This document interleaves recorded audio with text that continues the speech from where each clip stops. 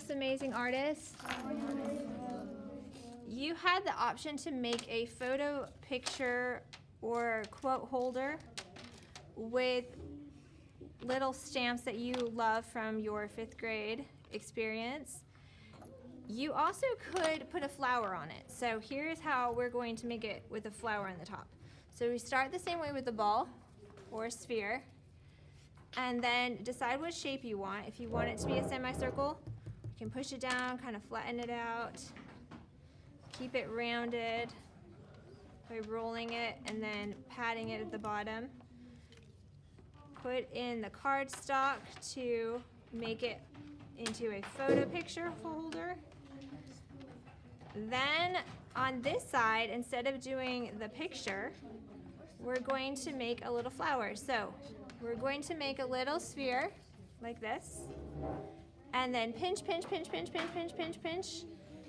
Get the edges really nice and soft, and then we're going to pinch them together right here. And then we'll do the same thing, the score and the slip and the twist and the stick. So score, slip, twist, and stick. I just hold that there so it doesn't. Now the next petal. So that's the first petal looks like. Now the next petal, make a sphere and pinch it on the outside. Pinch it one time on one of the sides of the circle. Score and slip and twist and stick. And then we'll do another flower petal. Make a circle. Pinch it. If you guys are doing the shapes and you want to come get your shapes from this bucket, you can come get the shapes for stamping anytime you want. Pinch, pinch, pinch, pinch, pinch, pinch, pinch. And pinch one side, score, and slip, and twist, and stick. Okay, we need another one, at least 4, but if you want to do 5, you could do 5. Roll, pinch, pinch, pinch, especially on the edges.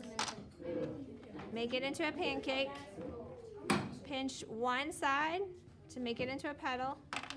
Score, and slip, and twist, and stick. Now you've got these little petals, and you could add little pollen in the middle, or you could add just a flat circle and then dots for pollen.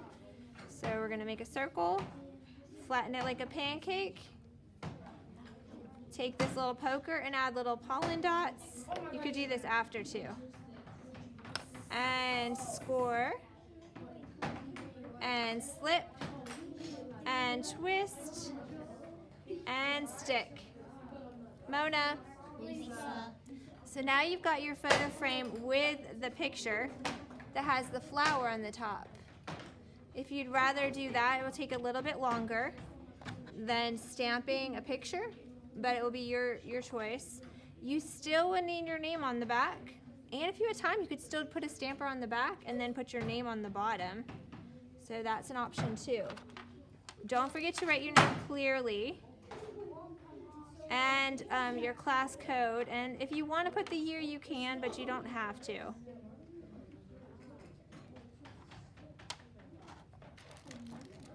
And then put it on your tray that matches your class code. Yeah, anytime you need to wash your hands, you don't have to ask. You guys don't have to ask. You can, if you wanted to stamp the back or the side without, like let's say instead of putting the name here, I just wanted to do another stamp, but I didn't want to make a special square for it. You could just get the stamper, put the stamp on, maybe like the school bus, and just stamp it. If you don't like that, you can erase it with water, and then pick something that you do, like maybe the apple. And then you have one stamp like that and one stamp like this. At the end, make sure you still have that space that it didn't get closed. Mona, Lisa. what happens, I'm gonna wait. What happens if you break it for the picture, but then you close it before you put it on the tray. Are you going to be able to put your picture in there when it dries?